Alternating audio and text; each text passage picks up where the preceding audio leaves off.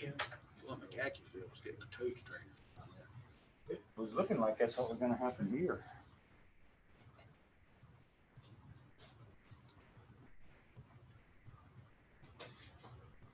All we need to drop so at the moment. Mm-hmm. We lost electricity for like 2 hours yesterday. Oh, really? Yeah. Oh my gosh.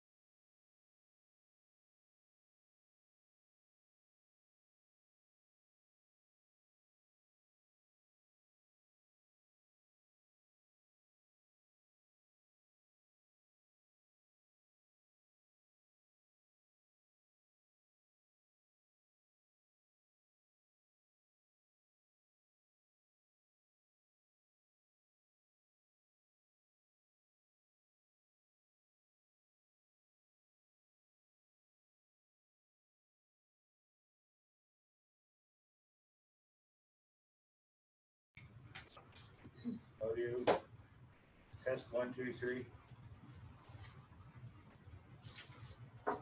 I'd like to call this meeting of the Rockingham County School Board to order for July 6th, 2020.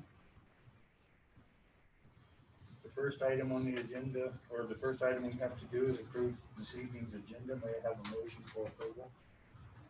I move we approve the July 6th agenda. Thank you, Ms. Laura. May I have a second? Second. Thank you, Ms. Reed. It's been moved and properly seconded. Is there any discussion? Hearing none, all in favor, please say aye. Aye. All opposed, please say no. Passes unanimously.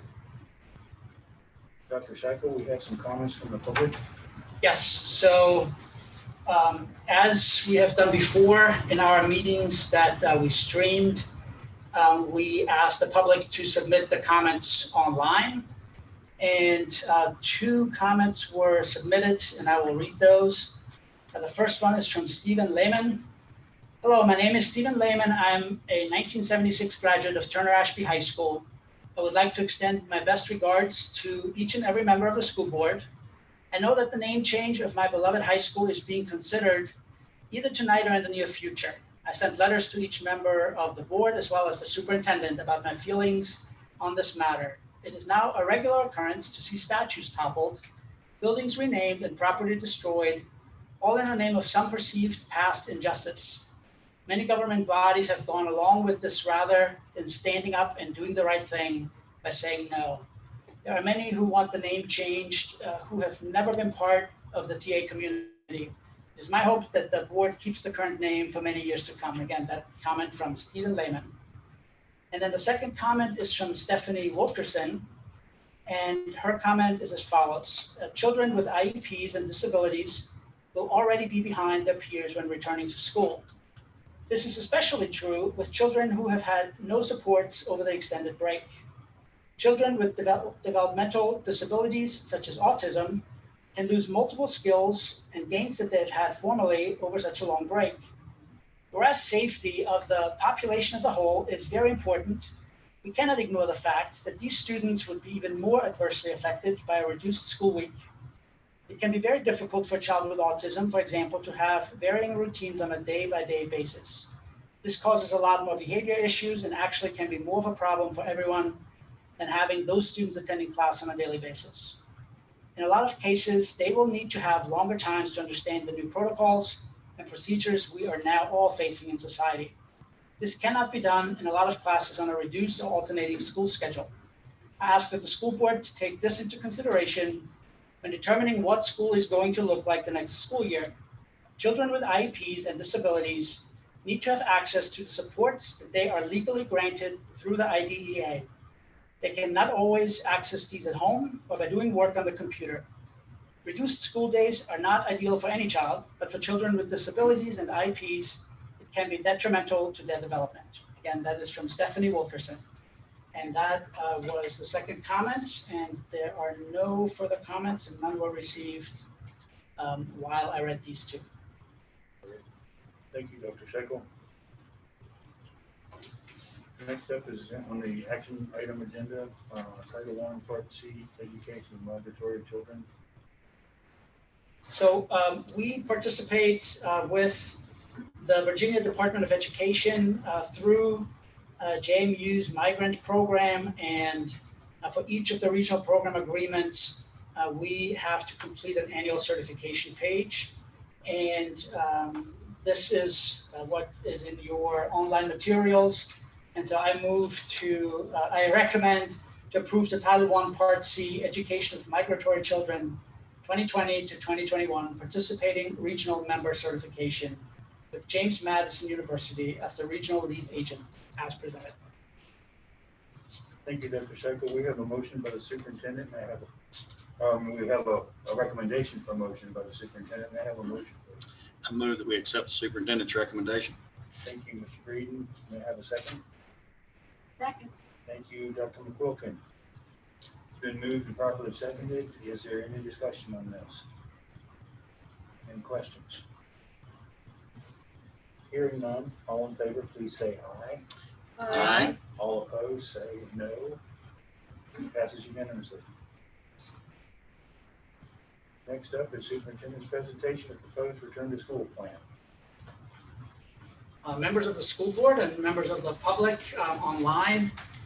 As pretty much everyone is aware, school divisions across Virginia and across the country have been planning protocols for returning to school. In March, we closed our buildings to students for the rest of the school year based on Governor Northam's order. And Governor Northam also then announced just recently that schools will reopen in the fall, but that there is guidance from the Department of Education about a phased reopening. And so over the last few months, as soon as schools closed, we started conversations about what school may look like under different scenarios. And so over the last month or so, it became clear that the scenarios really would be based on the regular phased opening of the economy in Virginia. And so that's what Governor Northam then also announced, and the Department of Education followed up with a detailed document that explained that school districts, school divisions in Virginia, could be in the same opening phase as the economy. Now, a school division could be more stringent in their requirements and so lag behind in a phase, but they could not jump ahead. And so as of just a few days ago, we're in phase 3. And so school divisions can operate in phase 3 of the DOE document. And there are a number of guidelines from the Department of Education, and they are all in agreement with the CDC guidance for opening schools and also with the Virginia Department of Health guidelines. Now, it is important to understand that school boards ultimately make the decision about how schools are operating in a school division. And so that's why they are called guidelines, but there are significant implications of deviating from those too much. Now, there is a process for deviating, and we have followed that on a number of occasions when we talk to officials.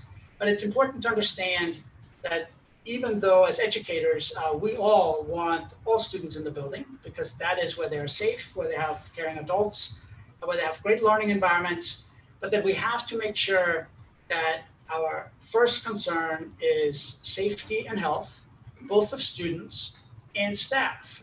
We will not have a school year that lasts very long or is very successful if we risk the health and safety of those who work in the buildings and those who attend those buildings. And so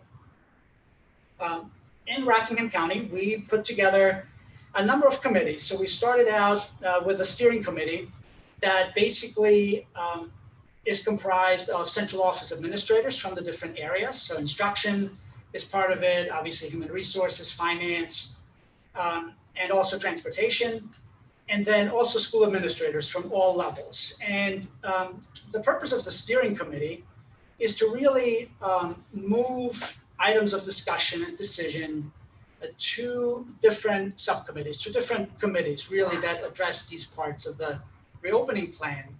But the steering committee is, in the end, a decision-making committee that on a number of items makes the decision which part of a committee's work should go into the reopening plan. And so the steering committee has met on a number of occasions. We met for 4 hours today. And as I said before, there are also additional committees that carry on the more detailed work in particular areas, because as an organization, with 3,000 staff members and 12,000 students, there isn't a group of 10 or 12 people that can make decisions on every little piece of operations or instruction and still operate, because it takes an enormous amount of time. And so we have basically created committees for instruction.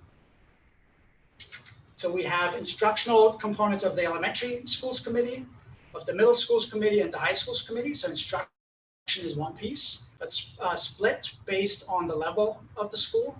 An elementary virtual program will inevitably look different than a high school virtual program. And so we didn't want one large instructional committee to discuss all of those topics, but rather split the committees into areas of expertise. There's also, for each of those, an operations piece. So, we can talk, for example, in elementary schools, how we may allow parents to pick up students early if they have an appointment. What does that process look like under these conditions? As I said earlier, health and safety is a primary concern, and so there is a health and safety committee that includes nurses. It includes Scott Hand, who is responsible for supervising nurses, Cheryl Mast, maintenance, and so on. We also have a specific committee for special education needs in this environment, and then also an equity committee. As you heard in one of the comments, there's always a concern that a school closing affects some groups more than others, and we need to make sure that we also consider how an implementation needs to be structured to provide equity in the learning environment. And there is community representation. We've had a number of parents volunteer their time to join some of these committees, and so that's still an ongoing conversation. We don't know yet exactly what a virtual elementary school program will look like, but what's important right now is that families understand what the school year will look like. When will my students attend school? What will this look like in general? What restrictions are in place? And those kinds of things. And so this is ongoing work. And so there will be additional conversations around these topics, and there'll be additional reports to the board and to the community. Now, when we talk about the current pandemic, it is important to know that we are dealing with a virus that there is no vaccine for, and there is really only limited treatment available in some cases. And so no one who hasn't experienced the virus, who wasn't infected, has immunity. So everyone can be affected by this virus. And so there is not really an environment that is zero risk. There's no risk-free life, period. And there's no environment we can design for learning that would be risk-free. If we have all our students at home, there's the risk that students lose valuable instructional time. When students are in school, certainly there are risks that if a student were to get infected, there's a health risk or a staff member. And so that's really important to understand, because when we talk about what our strategies will be, there is big emphasis on combining strategies. So if one mitigation strategy isn't useful for an elementary student, then we can maybe replace that with other strategies or a combination of strategies to still reduce the risk.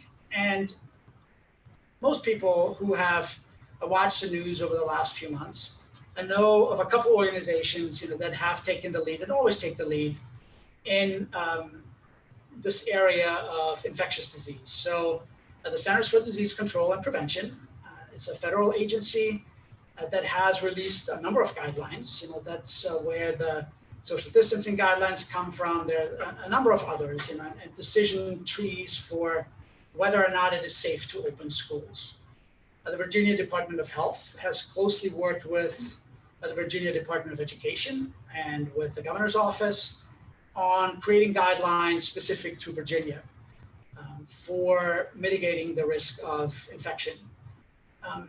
More recently, the American Academy of Pediatrics has issued some guidelines as well, and they have become popular on social media because of some of the headlines that you read related to their guidelines. And the main one is students need to be in school. And so, there is certainly that effort to make sure that students are in school. As I said earlier, there are benefits, obviously, to being in school and not having to learn remotely for many students. And this pediatric organization, made it clear that the infection rate or the disease rate for children is lower than for adults. We've all seen the news reports. The population group that is most at risk is the population group 65 and older, and those with other health conditions. And children, although some have died and some have had serious complications from this virus, are at least less likely, significantly less likely, to show symptoms and to be sick, but it can happen.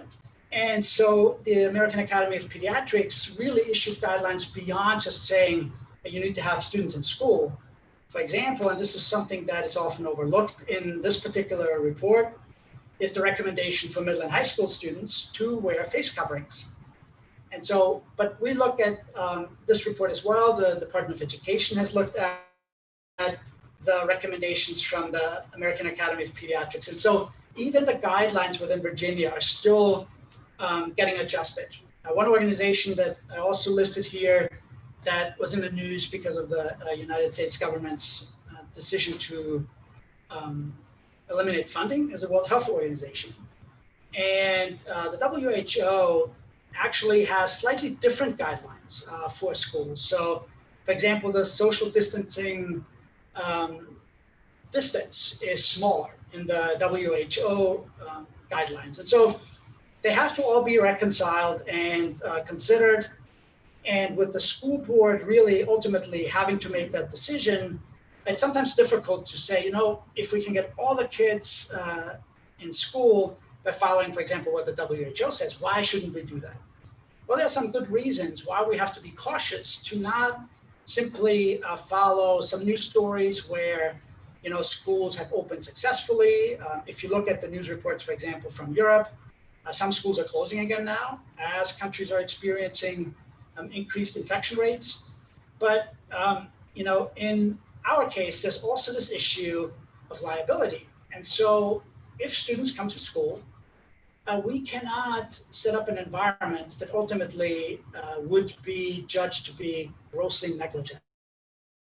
So there's a legal aspect to that. And so we're also working, you know, with the businesses and organizations that provide insurance to school divisions. And for liability, it is important that we do use the Department of Education guidelines and the VDH guidelines as the baseline and make good decisions about whether those particular guidelines are valuable in Rockingham County, whether they serve the needs of our students and staff, and where we find that we can maybe change a few elements, that we consult with health officials. So we have ongoing conversations with the Department of Health to determine whether we can change some of the approaches based on a different combination of strategies. And so these mitigation strategies that I've talked about are often, again, used in combination.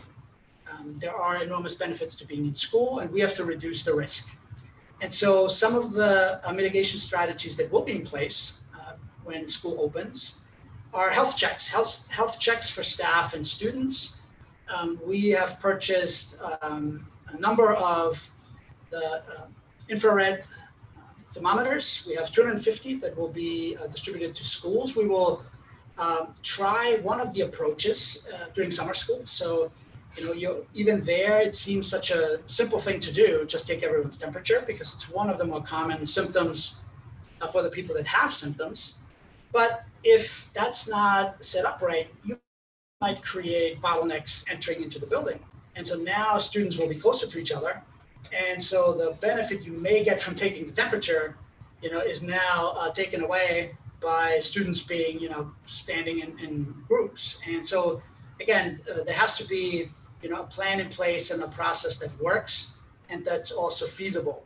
Social distancing, there is no, none of the guidelines say it's okay for kids to just sit next to each other with no face coverings. None of the organizations have suggested that. So there is social distancing in all the guidelines, and it is important to understand how much social distancing is required, and if we can't distance a certain amount, then what is another approach that may help? And that, in many cases, is face coverings. So in our plan, there will be a requirement for face coverings at the middle and high school level, for example, as the American Academy of Pediatrics has suggested. Now, the guidelines say face coverings when social distancing of 6 feet cannot be maintained.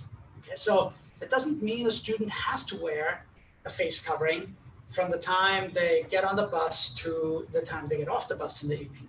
But as more students may be in our buildings, if that's successful initially, then the face coverings would have to be worn more often, because if you put all the students in the buildings, then you can't maintain the social distancing anymore. And so face coverings will be a key aspect of this. Now, for elementary students, face coverings are a little bit more difficult in cases where students, for example, then touch their face more often. Right? Again, that's a risk, and you have to ensure that the benefit outweighs that.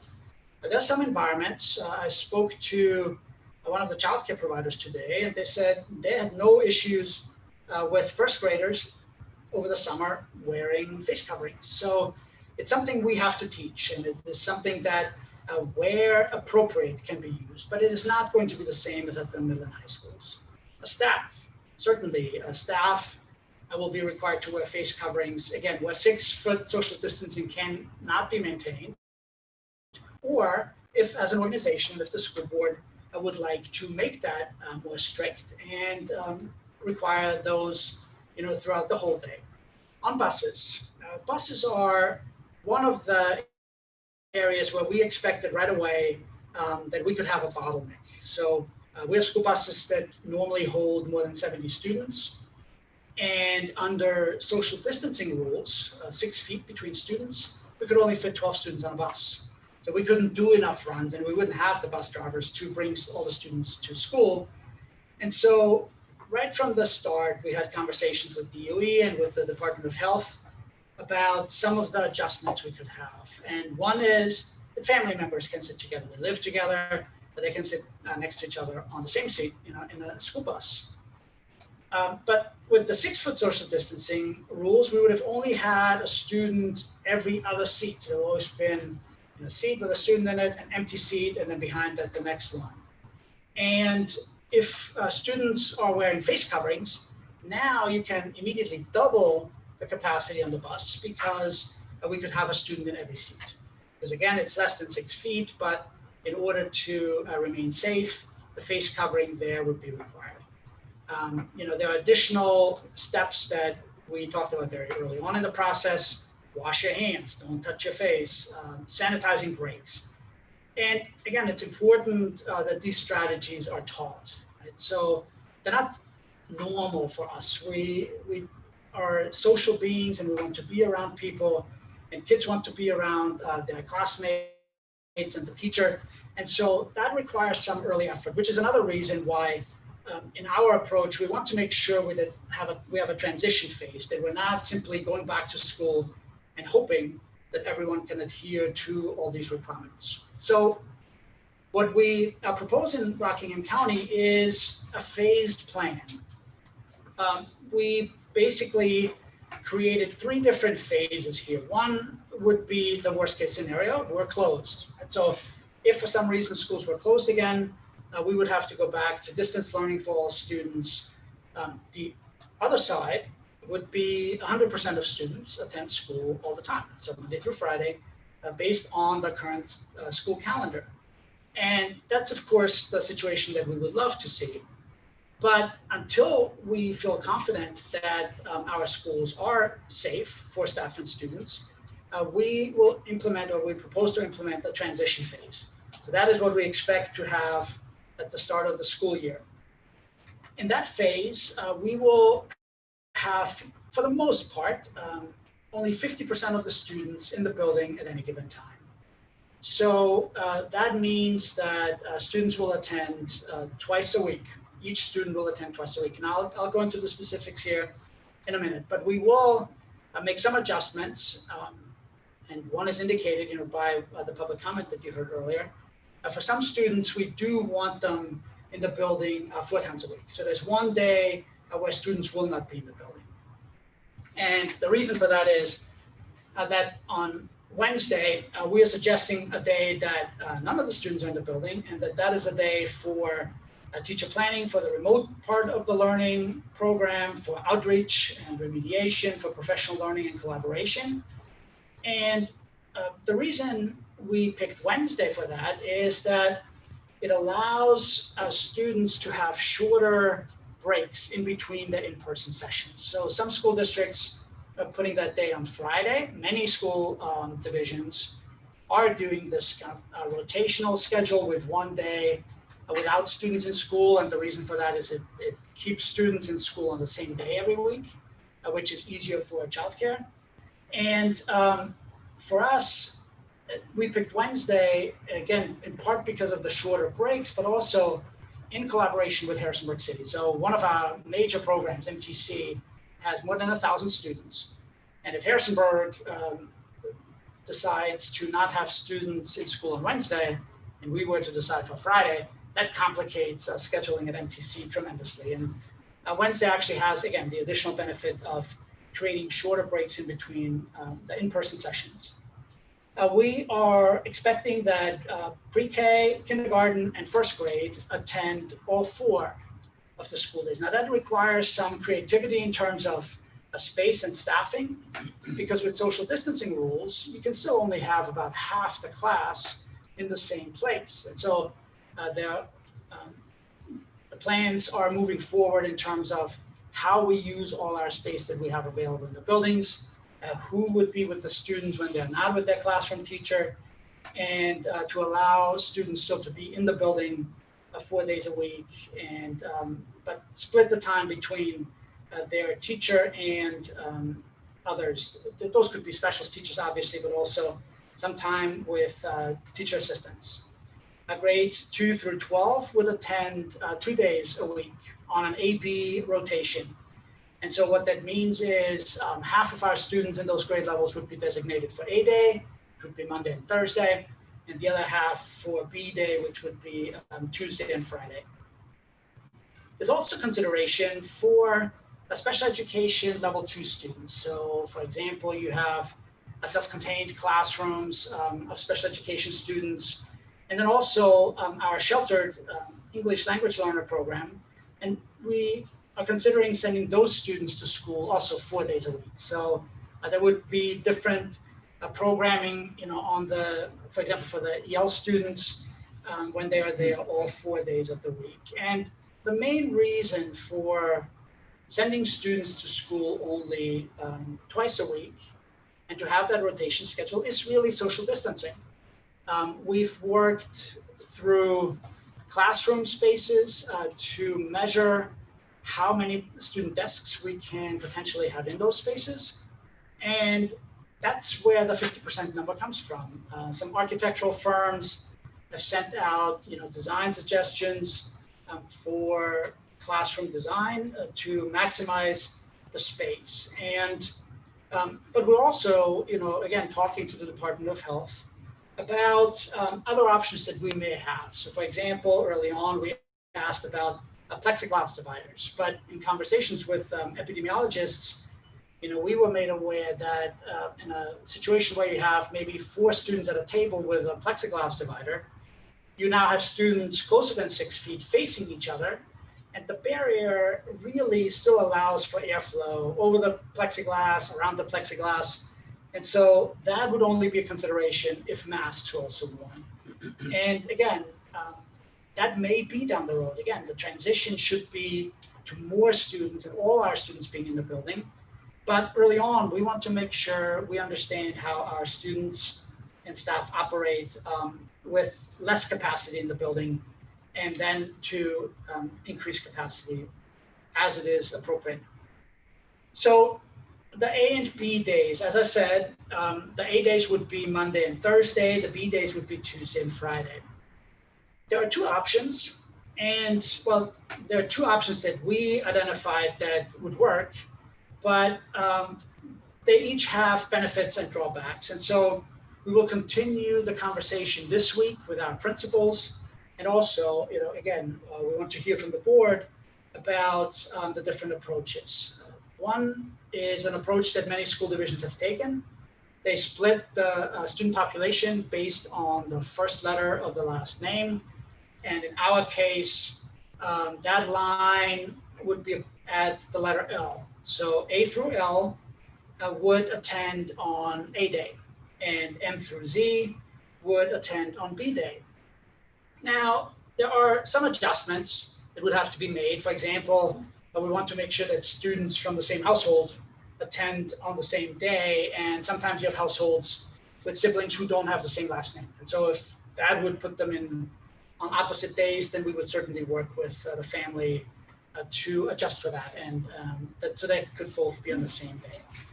The second approach, especially at the elementary level, would be to use the class lists that those schools already have created. So many schools spent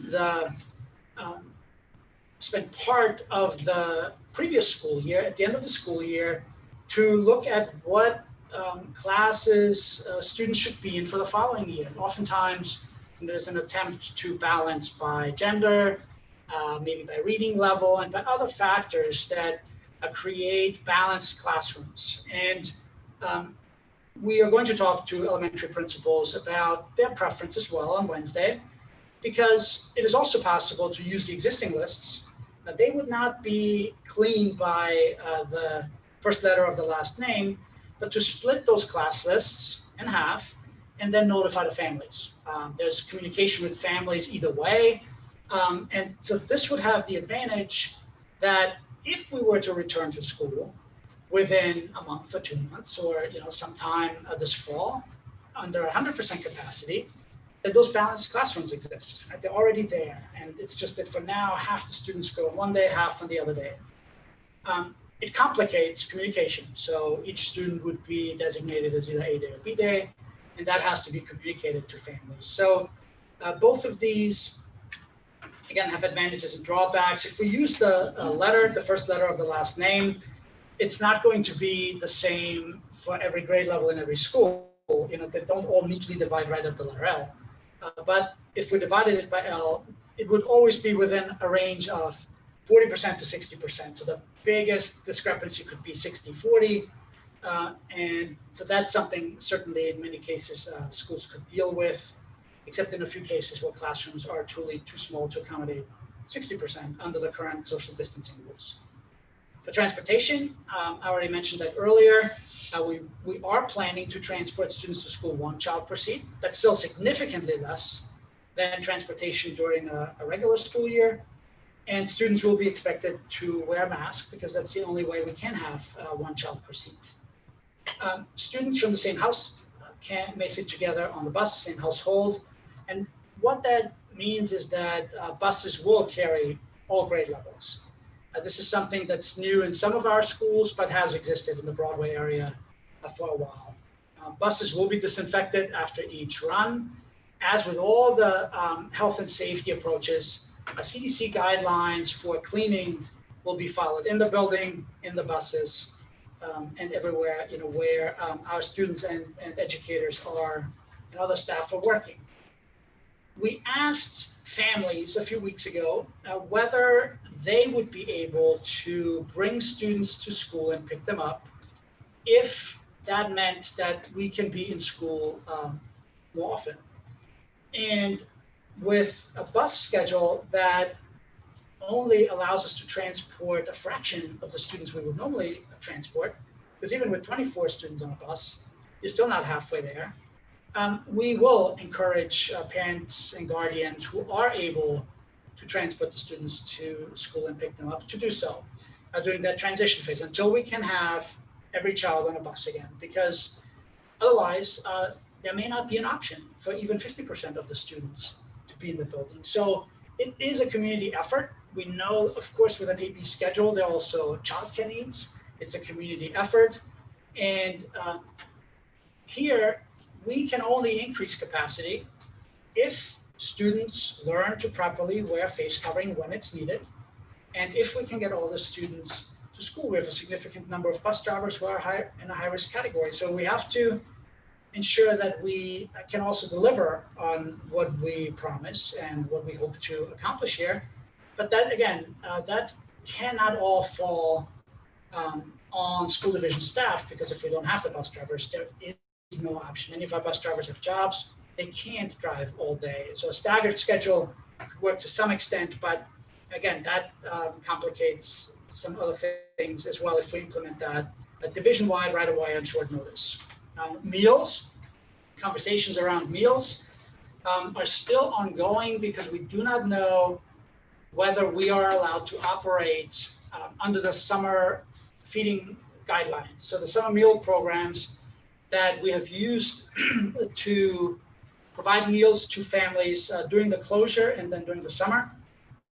If we're allowed to operate under those guidelines, we can continue to provide meals for students to take home for the days that they're not in the building. If that's not the case and we have to follow the regular school year protocol, then students who qualify for free or reduced lunch will receive meals to take home for the days during which they're not in school. And there's a slight cost because of reduced meals. We wouldn't charge the students who qualify for reduced meals, but that we can handle. And again, if we could operate under the summer feeding program rules, we could apply that to all students. On the days that students aren't in school, there will be distance learning activities. We talked during the spring about making some conferencing applications like Zoom or Google Meet available.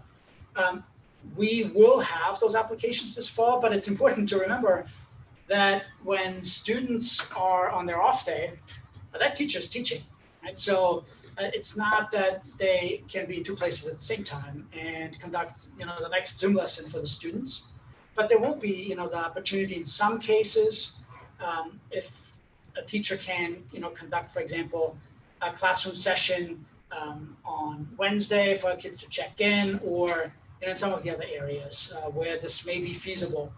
And so our teachers will design the learning activities for the students to complete, not to compete, during the 3 days that they're not in school.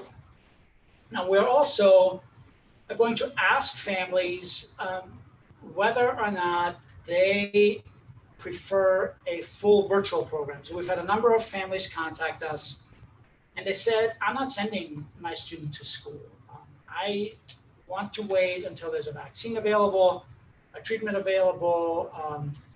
And so until that is in place, my student will not attend Rockland County Public Schools. And some parents may attempt to homeschool. And what we have said in response to that is, if Rockingham County Public Schools provide a virtual program for students, would that be reason to continue in the school division? Or is it truly about the homeschooling? And so there are a number of families who indicated in the survey that they would prefer that fully virtual option. And there's some parameters around that. So we will ask families who choose that to commit for 9 weeks at least. Now, if we return to normal, if all of a sudden a vaccine develops quickly, or if the research indicates that, for example, students, especially asymptomatic students, do not transmit the disease. That's ongoing research. It's not quite clear yet. But if that were to be the case, and we can sooner return to normal, then certainly we wouldn't tell families, well, you have to be fully virtual until the end of the 9 weeks. But we don't want students to start fully virtual and then 3 weeks later say, I'd rather be in class with my friends at least every other day. So there's some commitment to that. For middle and high school students, we have some existing options like Edgenuity. It's a program that we do use to allow students to complete work online. And that's not really what a third grade program, fully virtual, for example, would look like. That needs a different environment. And so there is an elementary committee in place, like I said earlier, and that will design the elementary program. There's certainly a difference from the spring. In the spring, this was simply about continuity of learning opportunities. So grades were as they were in March. But here we're going back to a more traditional model of assignments and grades. So students are expected to complete their work and grades would be assigned. So this is not the same as the spring activities, where our goal had to be to provide activities to the students that can complete them. But with such a dramatic change in how life worked, these expectations, and again, that was coordinated across the state, were not as high as they would be in the fall. And so we will send out a link if the plan as it currently is, or with some modifications, is approved by the board next week, then we will send a link to families with a survey to indicate whether they want to be part of a fully virtual program. Additional work that still needs to happen and is ongoing. Again, we're coordinating with other school divisions. Once a week, I'm on a regional call with superintendents in Region 5, and also once a week, down from twice a week now, all superintendents are part of a statewide call. We continue the conversations with health officials to find, again, where that line is, where we can maybe add a different mitigation strategy and increase capacity.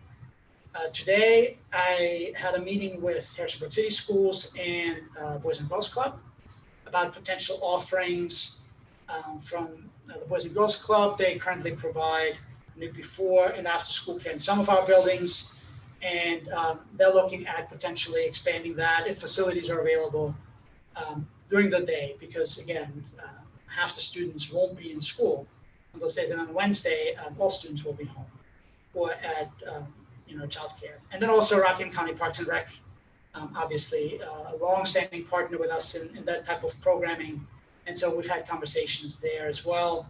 Like Alder spoke to Parks and Rec, and again, there's interest to developing programs for the kids that aren't in school. And then, of course, additional work will. I know this is on many people's minds, especially at the secondary level, athletics.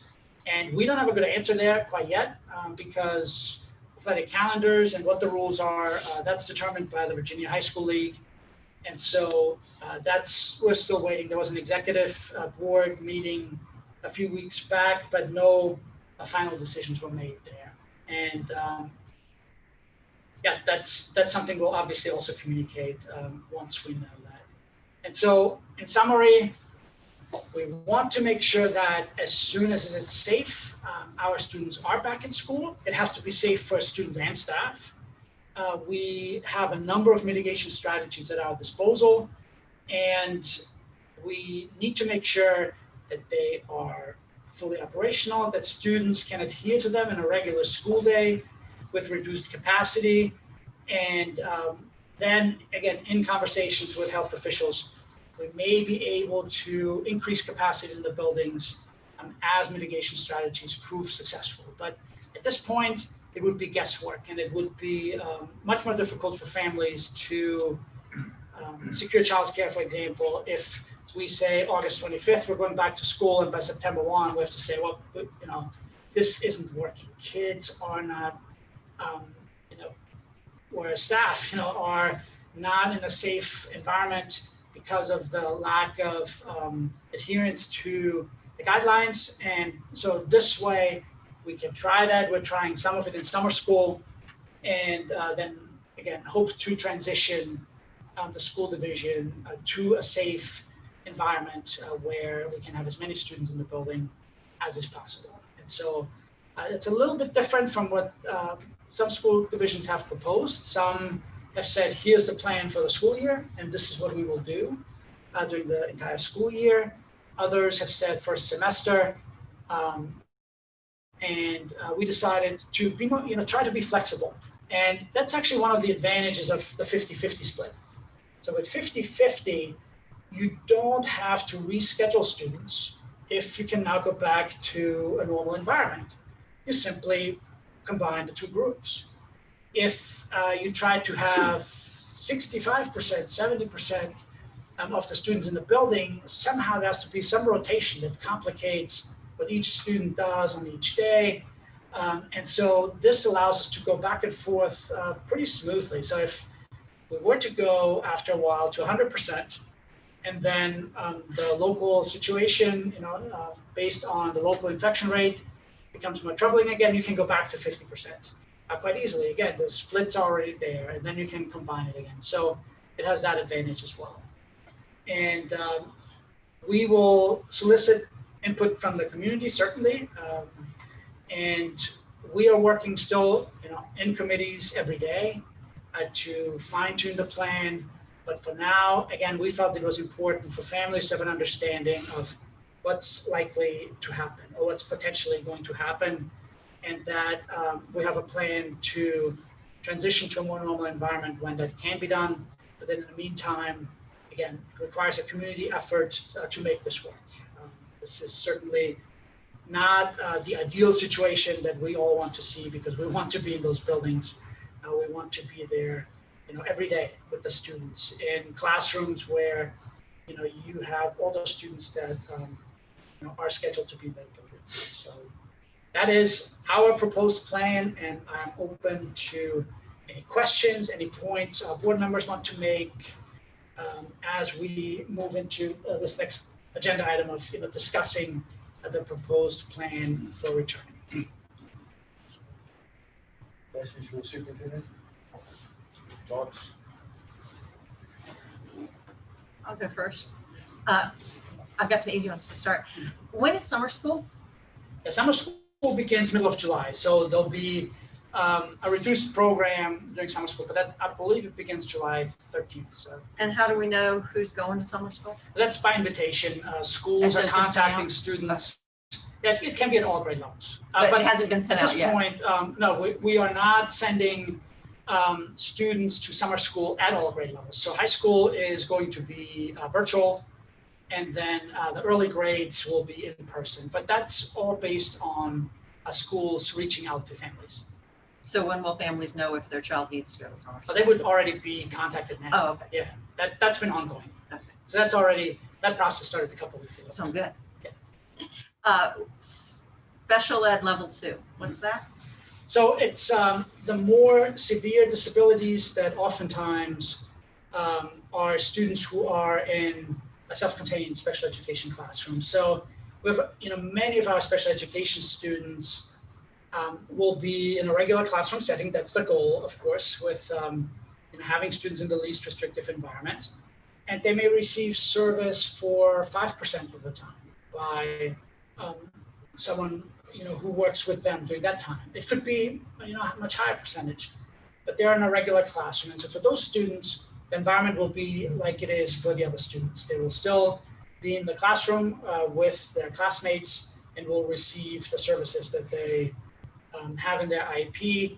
But for students that are in a self-contained classroom, again, the impact on those students was likely more severe than for students who don't face those challenges. And so we want to make sure, again, and this is even in the state guidance, EL students and special education students specifically are listed as students where that accommodation can be made and should be made, that they can come to school earlier even in the phases, but also that we provide the additional services. And again, with all the special populations, grade levels that we want to have in school 4 days a week, it's a matter of space and distancing and mitigation strategies and available staff. And so it's not that we don't think second graders or third graders should be in school 4 days a week. But again, that's that line, one was drawn because of the number of assistants we have in those lower grade levels, but also simply available space, available rooms. And even there, we're being quite creative in terms of using every available space. So space that is normally maybe used by a counselor may be available, for students, or psychologists, that are in the buildings now. They may give up that space temporarily so that we can have, the classes where they're split, but they're all 4 days, they have a space available to be. But if my child just has a simple IEP, he'll be going to school on the AB program. That's correct. And if they're in a contained special ed classroom, then they'll likely be going 4 days a week on this plan. Now, of course, that's all part of the conversation, with parents and the IEP team, right? So there are a number of families with students in the level 2 special education program who don't feel comfortable to send their student to school because of the health risks. As students have additional health issues, certainly they are in a higher risk category. And so that's also part of that conversation. But as with everything IEP, it's individualized there as well. So But we will offer the option. At least we feel that we are able to offer the option of 4 days a week. Do you By the way, feel, I have Dr. Larry Shiflett and Dr. Doug Aldifer are available too for questions that we may pull them into the Zoom meeting, just so for the general public to understand why someone may pop in. So I asked them, because again, they're part of that steering committee, to be available to us for questions that we may have if I don't have an immediate answer for you. do you feel like transportation and the capacity in the classroom will be opened up at the same time? Like we'll be able to put 100% of the kids in the classroom at the same time. We'll be able to put 100% of the kids on the buses. It's not guaranteed because of different constraints. So, for example, with transportation, you have the fact that many bus drivers are in a high-risk category, and if they're not available to drive, then the capacity is still not there. There's also, in terms of the mitigation strategies, a different concern. On a school bus, students would sit very close to each other for a prolonged period of time. And so, when we talk about, for example, contact tracing, when the Department of Health identifies someone who tests positive, and then they trace the contacts, they're not tracing everyone that walked past you. They're looking at within the 6 feet distance for at least 15 minutes. And so, school buses, students are in the same space with other students very closely. That's different from a classroom. They're not quite as close in the classroom. So that would be discussed, separately, but obviously if we can't get students to the school, then you don't have full capacity. But again, depending on where families fall in terms of being able to provide transportation, in the fall, whether there's additional bus driver training, to get additional bus drivers, how many bus drivers, depending on the situation, can do double runs. So there are other adjustments possible. But yeah, hopefully it's all at the same time. And that would be because the health data supports a change across the board. Right? So again, that's what we've seen in other places at times. They open schools every other day for the individual student, and then increased it to where students could be there every day. Some reduce it again. The United States is unique in that when it comes to transportation. That's something other countries don't worry about so much. But that's a concern that exists here. And so there's some flexibility. I think it was more than 40% of parents who indicated that if that's what it took to have the kids in school, then they would be able to help with transportation, right? So that's not something we want to simply assume or say, yeah, that's what you need to do, right? But when it comes to being at full capacity and that's the only bottleneck, then we have to be creative in how we solve it. That may involve, asking families. Okay, so that made me think. You didn't specifically say it, but I'm hearing that it's implied. We'll go normal school hours. Yes. They'll go to school at whatever time they went, March 11th, and they'll come home at whatever time they came home. Some school divisions are shortening the day. We have no plans for the school year to have a shorter day. We also don't have plans to make the day longer.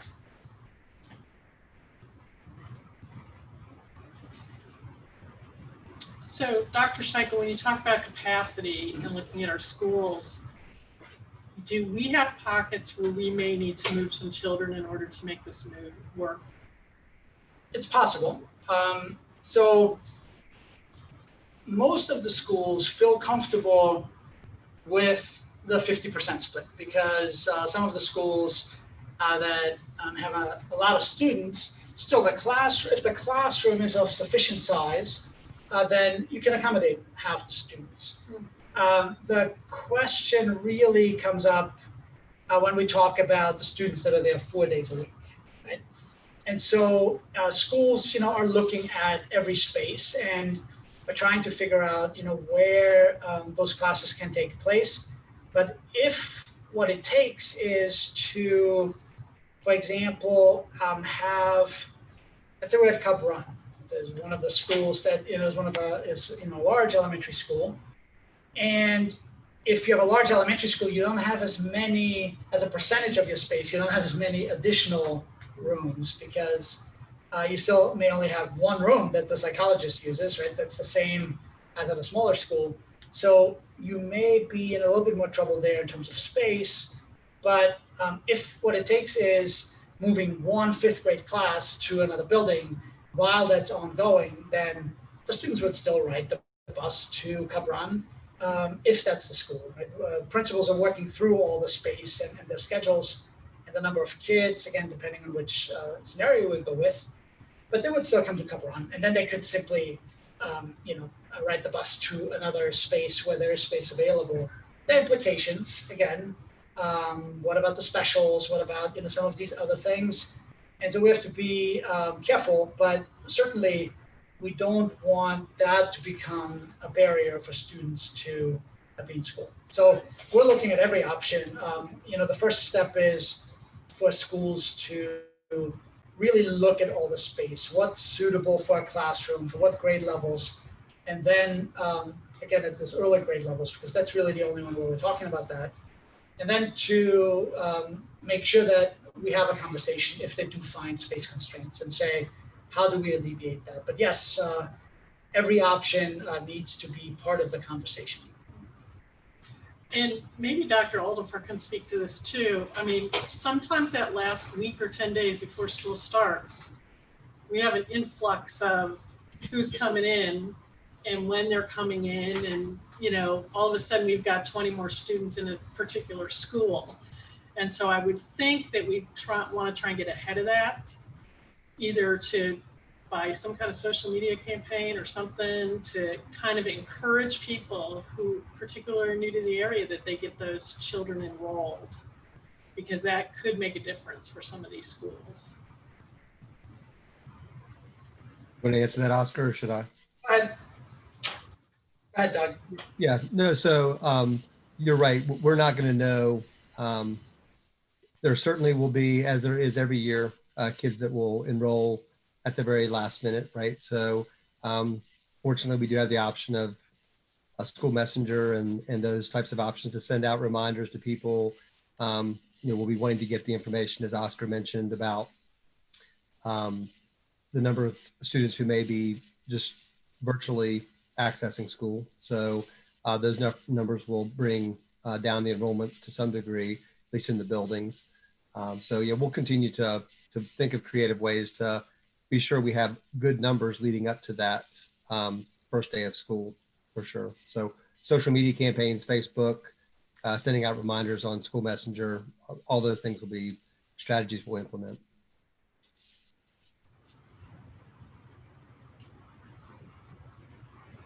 What about the school beginning? Do teachers come on the day that we have originally decided and students start on those days? I'm not sure if we've specified that. Certainly, there is the need for teachers, to get up to speed to this type of environment. But it's also not something that, teachers are paying attention now to. We receive a number of communications from teachers who are asking us to implement specific mitigation strategies, all those conversations. Instructional staff obviously is reaching out to teachers as well. But I think what's more likely, and we'll look at the calendar, because again, the calendar, if we go to this A-B day schedule, so at the high school, students will only have 4 classes. That's one of the pieces also that's important to mention. Students would take 4 classes at a time. That's what allows them to be in school 2 days a week. And that's a change, of course, for teachers. And I think part of that requires us to then look at the calendar to say, which days, for example, that we had set aside for, a work day, or are there days where we have a Monday, where, what do we do? If, Monday's a holiday, and so now, that's a school day. It's one of 2 opportunities for that student. What are we going to do with that calendar? We have no one's at this point in the committee suggested that we push the school year back. But I think the type of activities that may take place in the buildings would be different. So I know we have a very good new teacher orientation. We have all kinds of things that schools do with their faculty and staff before school starts. And that just has to be a different focus, to make sure that we, this takes priority over some of the other things maybe. And also that we reach out to staff before they ever set foot in the building, right? Because there's a lot of conversation that happens over the summer anyway. Again, it's not that teachers are gone for the summer and there's no communication. That's sometimes the image, but teachers stay up to date with their professional development over the summer, but they also engage, with their school leaders to determine, what will be different potentially in the fall. And again, at this point, this is a proposed plan, and so there'll be lots of communication, with staff once a decision is made whether we move forward with this transition plan. One of the things that I would suggest, and I'm sure you're already headed in this direction, is after this plan is approved, or a plan is approved, that teachers themselves be brought more heavily into the conversation about what the actual delivery of the product is going to look like.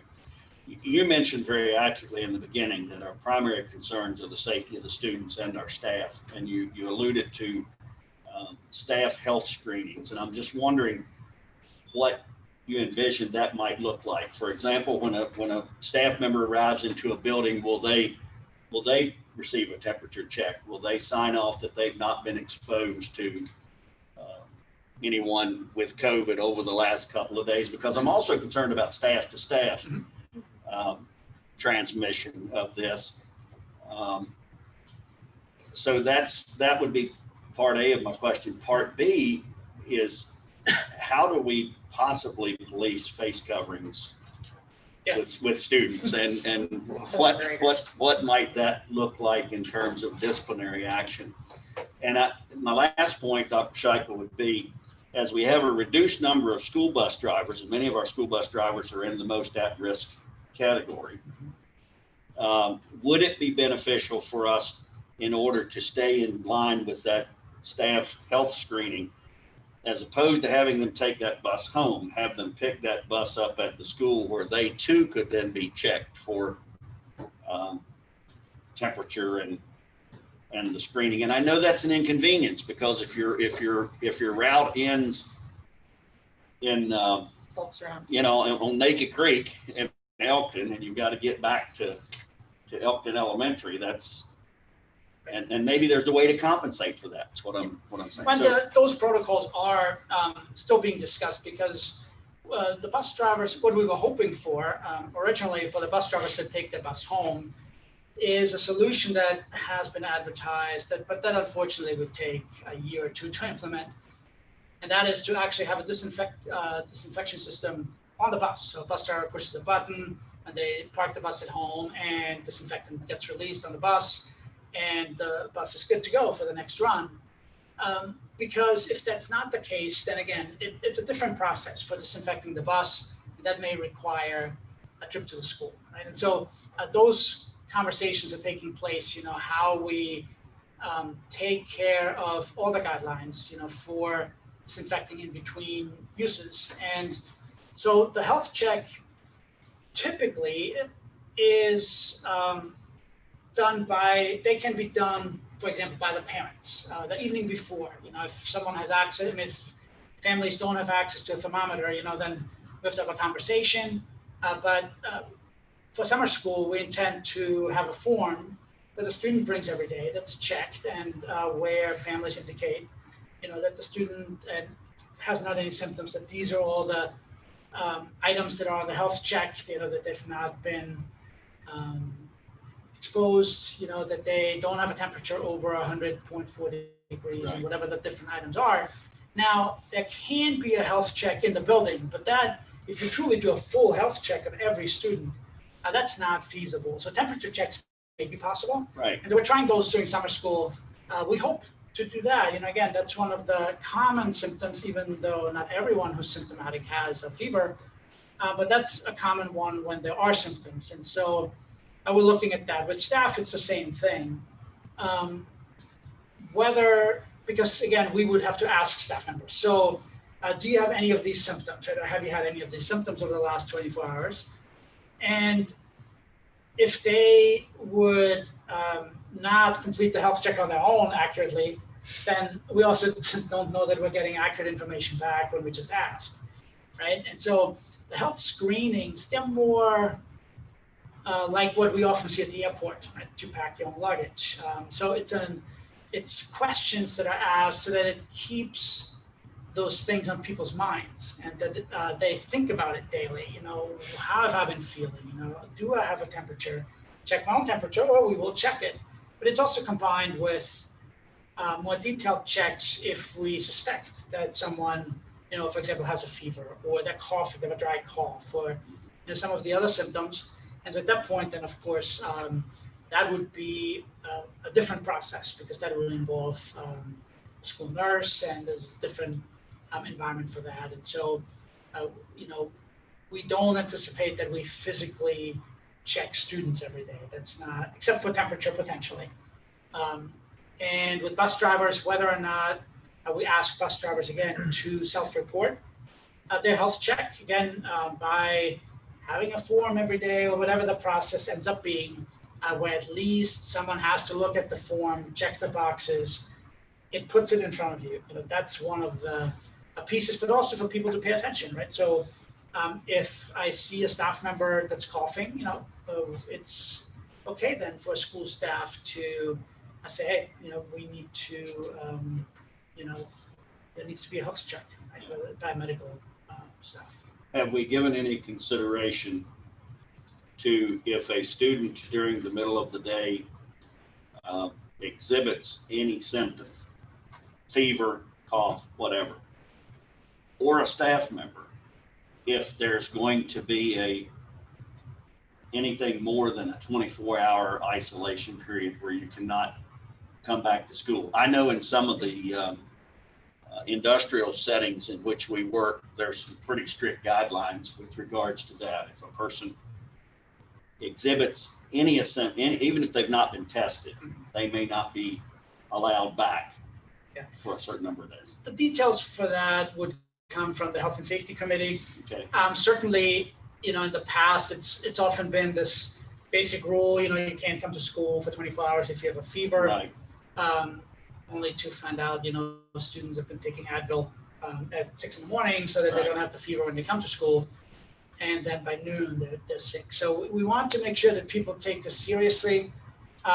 And again, there are protocols in place. It depends on what the symptoms are and whether there is a temperature. It's the rule generally is 24 hours without any symptoms and no temperature without medication. And so, but again, we'll let the Health and Safety Committee work through that. And yeah, the process will be different than it is during a regular school year. So for example, if a student starts exhibiting symptoms in the middle of the day, you know, one, of course, we would want the student to leave be picked up and be at home, but also there has to be a space for isolation. So you wouldn't just want that student then in the nurse's office with 4 other students. You know, that don't have those symptoms. Sure. So all of those, again, for this moment in time, you know, it was important to give families an idea of how often will their child potentially be in school, what that may look like, and what the different groups are that are still working on some of the other detail. And summer school will also give us a good indication of how well they work. Yeah, I realize in some of my questioning, I'm getting ahead of the process, but just speaking for myself, right now we don't have to, nor can we stay totally closed, in my view. Right. Nor can we open at 100%. So I'm sort of thinking to the next step at this point. So with the health checks, and you asked about enforcing the face coverings. Yeah. So school divisions are handling it, you know, of course, first educationally. So here's why you need to wear face covering, right? And to keep educating students and families on the benefits of face coverings. But then also, I spoke to another superintendent today where rules are put in place and consequences follow. if a student does not follow those procedures. But I think it's also part of the conversation that without adherence to those protocols, we've shown that we're not creating the safe environment that we need in order to have all the students back in a more normal setting.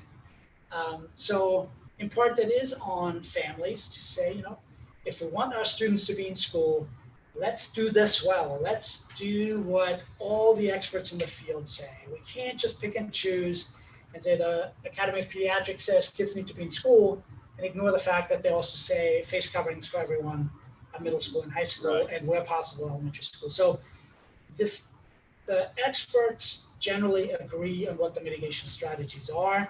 There's still so much unanswered, so many unanswered questions. Yeah. The level to which children spread the disease, for example, whether it is only droplets. So this is what the face coverings prevent. The droplets that the virus is contained in, you know, are large enough that a face covering prevents it from leaving my mouth, this mask, and infecting you. Right. And so it's about protecting each other. But there are some studies still going on about the virus potentially, you know, traveling as an aerosol, so it's in smaller particles, but there's generally, you know, much smaller viral load and less risk of infection. But there's information coming out every day because the virus is so new. And then also, you know, again, additional information that comes out about changes to the virus, you know, mutations that appear. And again, now we see more, you know, the median age of those infected is now much lower than it was earlier. So the research is ongoing, and we just don't have all the answers. But if, you know, the science then agrees on a certain piece, and that becomes part of our planning. And so with face coverings, that's pretty universal, that experts recommend that. And so we will expect our students and staff to use that strategy. And yeah, without it, we can't bring all the kids back.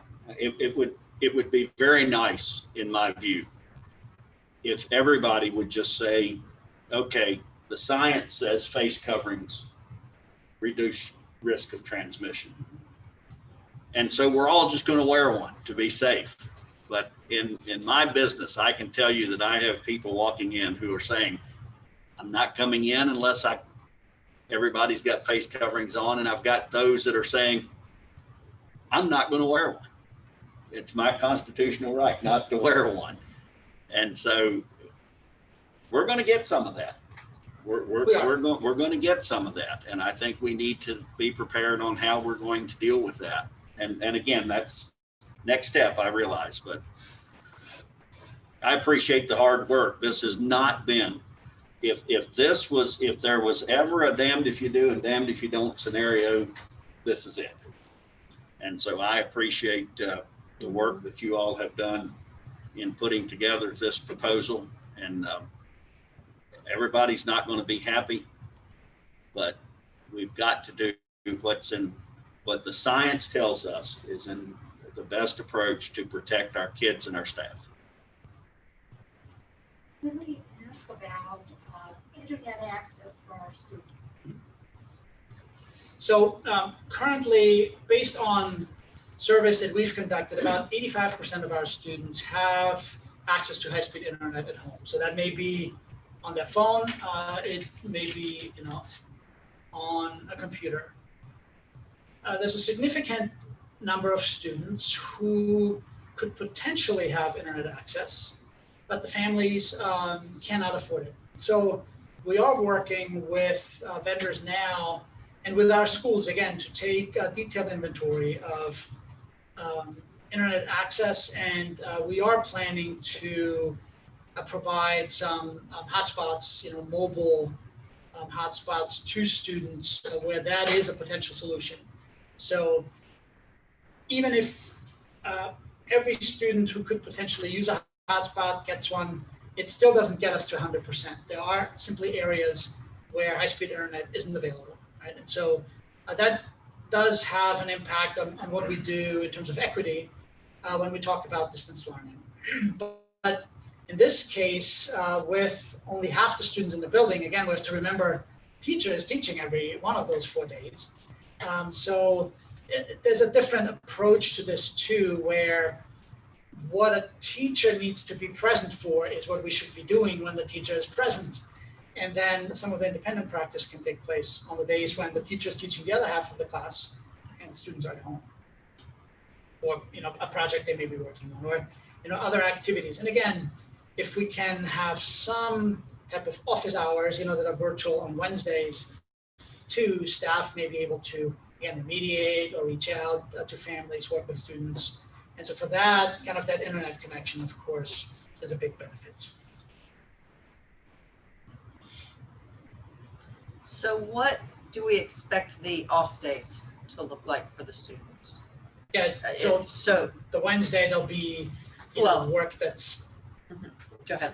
it's simply work that students complete without a teacher, but with the option actually of teachers being available during certain times. We would also use that time, of course, for planning, as teachers need to plan the distance learning activities. There has to be some professional development. There will be some teacher collaboration. But if teachers are able to provide individual remote help to students, then that's an option too for Wednesday. So if a student who is on the A day and on Monday basically was in class, on Tuesday they've worked on the independent work, but they have some questions they want to ask on Wednesday, that would be an opportunity for teachers to have a class meeting, and that's where Zoom certainly would come in, or Google Meet. We're purchasing a license for Zoom because of some of the better video coverage on that application, and also security features. In Zoom, a teacher can mute the entire class all at once, and in Google Meet that's not possible. So the management of the space is better. And so we're moving forward with that. And again, there'll be different uses, but again, Wednesday is one of the areas where the teacher isn't teaching another group of students and may be available for that. But what will Tuesday look like for my kids? Depends on whether if they go to school on Monday, Tuesday they'll have work that they complete at home. Is the expectation that they'll work the full school day? Oh, or will it be like a homework situation? Right. That's difficult to. Or are we going to provide guidance Yeah. on to the teachers Right, for absolutely. Oh, absolutely, there'll be guidance, but, it's difficult to say, out of 25 students, how many of them will really spend 5.5 hours Right. on that? Yeah. That's kind of the, do you set that as the maximum? You don't want some kids to all of a sudden work 8 hours, right, on their schoolwork. So that's a conversation to be had, where sometimes we do have to make sure that everyone understands that that's still a very different environment for the students. There may not be someone there to sit down and do that work with them, right? They may not be in the most motivating environment. How do we design that so that students can do meaningful work? But in this case, what is beneficial is that on Thursday, get back with that teacher, right? And so that personal contact with both the teacher and their peers is critical. And I think that will help with a lot of that too, but we'll certainly provide guidance on how much work that should be. No question. This is a really nitty-gritty one, and I've been approached by somebody who wants to know about, you're not going to have perfect attendance. Attendance is going to be different, right? If a student who's in school on Monday completes their work on Tuesday, there'll be a process we develop. Doesn't mean that we call the house and check, to make the student is working there, but there's certainly a process of, work completed versus physically sitting in the seat. It's one of the things that we've talked about a lot. Attendance is mandatory by law. At the same time, though, learning doesn't just take place by sitting in a seat in a school building. Oftentimes, students learn a lot of useful skills and information in environments that aren't measured by space, and how long did you do that for? Now, time is important, of course, if you want to become an expert in something, but that's not the single measurement that should really guide us. And so, yeah, attendance is kind of something where we say, okay, the student is here, and that's the important thing. And it is important. Without being in the building, you don't benefit from what the school has to offer. But in this environment, that has to be done differently. Personally, I've never been a fan of perfect attendance awards.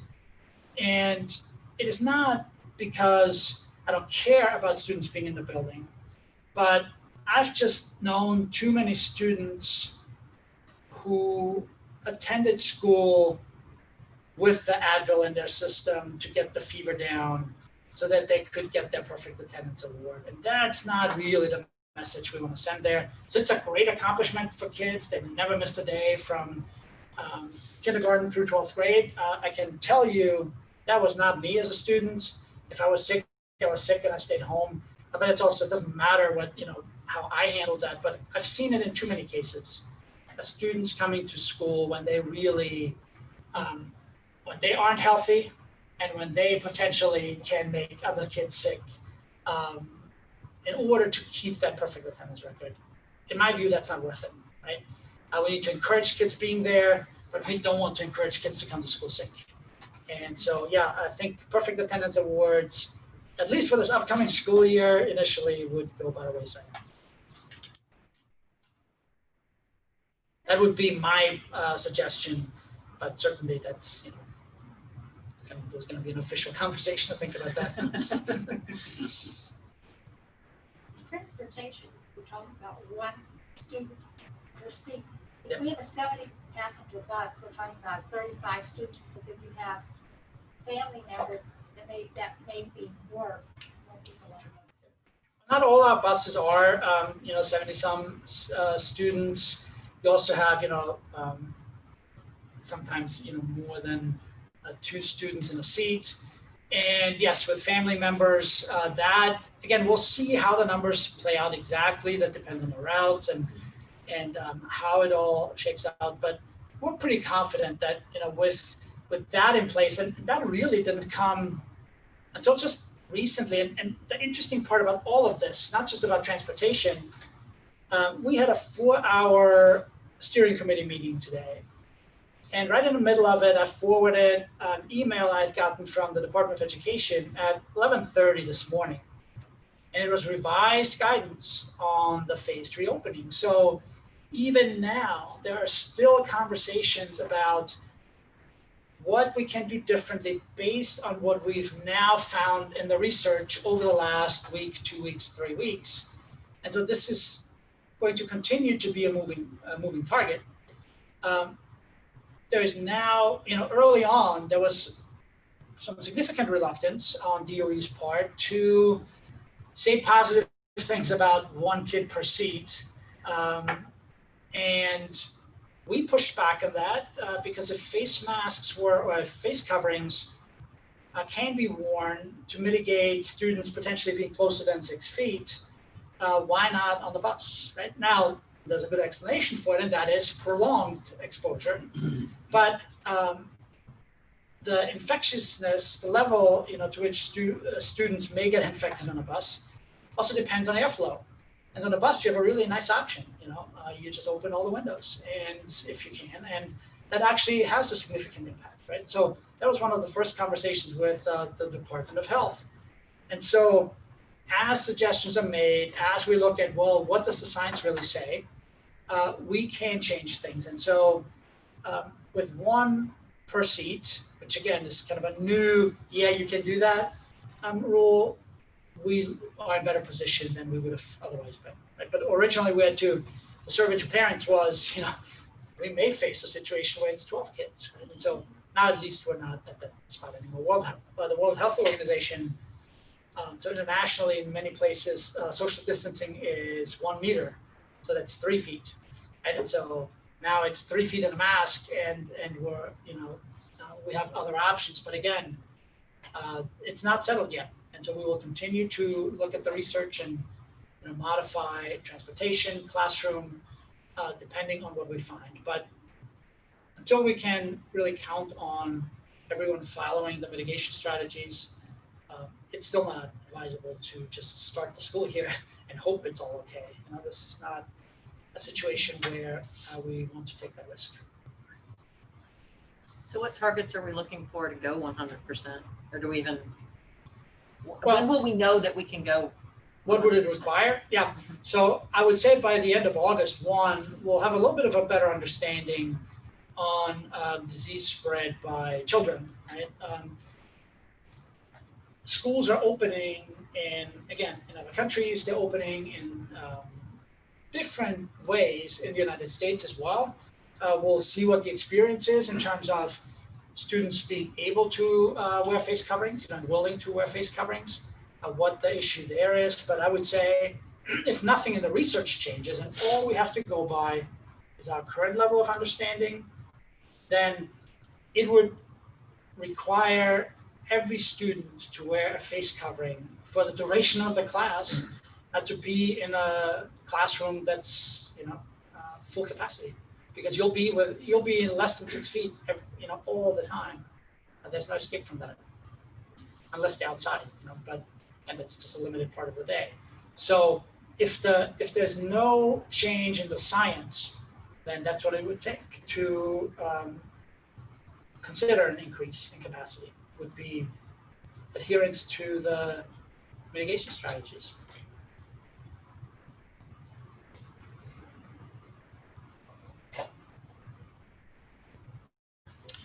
There's an interesting article. I had seen it, and Mr. Falk had shared it with me as well, that today about in Texas, the number of coronavirus cases directly linked to child care facilities, and the number of those that are children versus staff. It was I would recommend it for reading. Children can transmit it. We know that. That's again. Yeah. According to this article, and there's been 441 children in Texas that have tested positive out of child care facilities. So due diligence is required.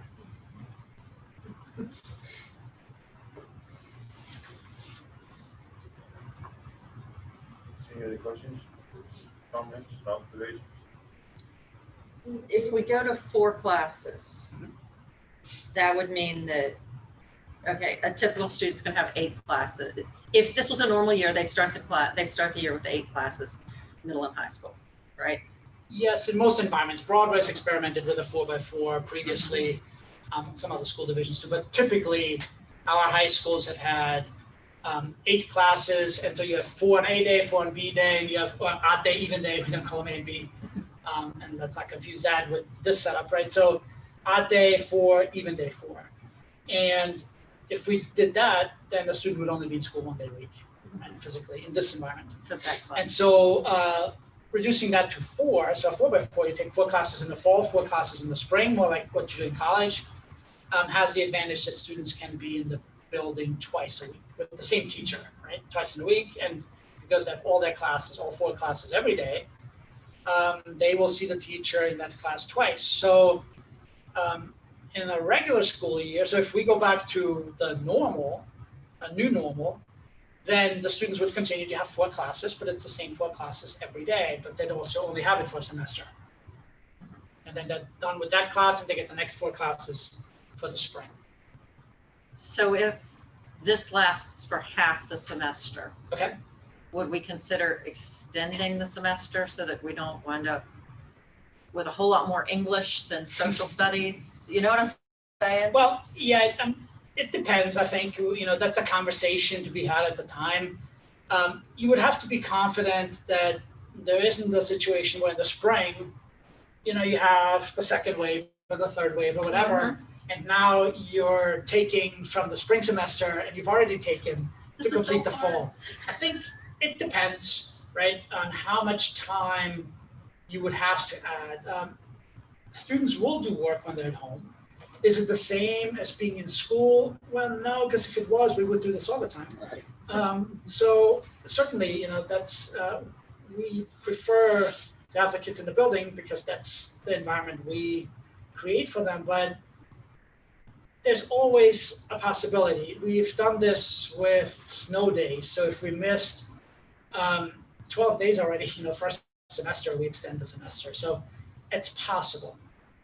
But again, the specifics would depend. I don't think we have a deadline in mind, or again, it would have to be that we're confident that the spring's going to be a regular spring, right? And so there'll be conversations around that.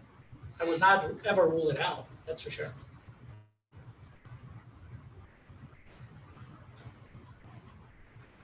It seems to me that we have an underlying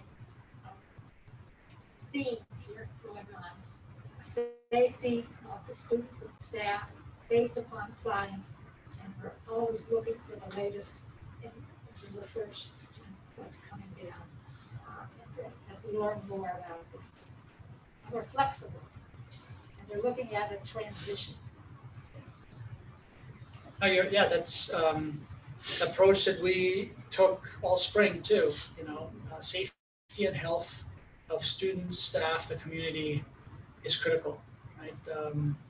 That's something you don't play around with, and this is serious. We don't know the long-term effects, even on people who might have mild symptoms early on. So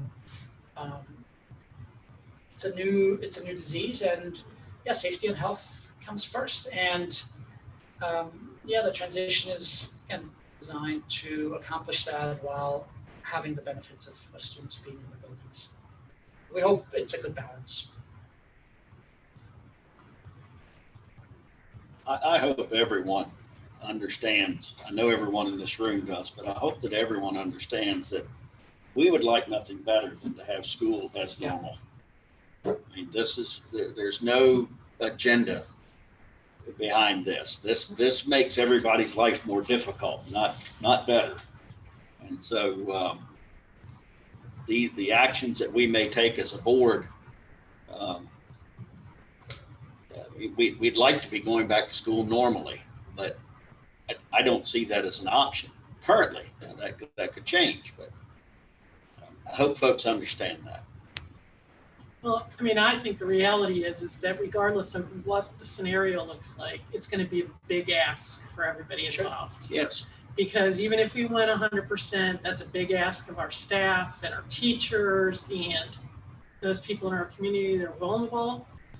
If we're going 50%, that's a big ask of our parents and our students. And so no matter what decision we make, there's going to be a big ask of everybody, of this entire community. So, and we're just going to have to weigh those. I'm sorry, I'm still back on 4x. What's 4x do to MTC? MTC is perfectly fine with a 4x4. Harrisonburg actually has had a 4x4 for a while. It makes MTC's life this year actually easier because Harrisonburg and Rockingham would be operating under a similar type of schedule.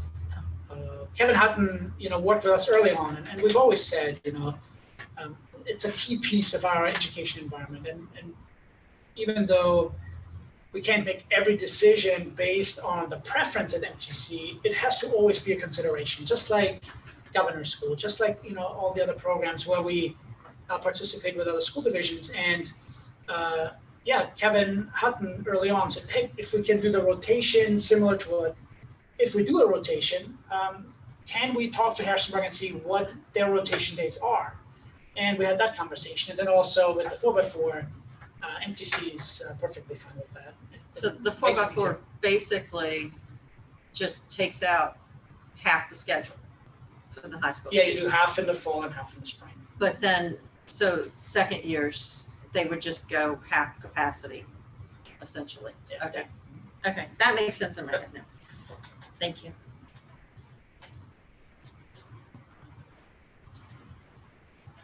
And the 4x4, that's been a conversation for a while. Right? And so schools are reluctant to just switch to something just to try it out, right? And then switch back if they feel like, that's an entirely different schedule and it takes, a lot of effort to make it work. But in this environment, it's the better schedule, clearly. And so that actually gives the high schools an opportunity to see what a 4x4 looks like real world. And if we go back to normal a year from now, we could go back to, because the environment's so different, then you could go back to the other process if that's what you prefer. But it's really also a chance to see the opportunities, and see maybe this is a better scheduled period. So there are opportunities as well.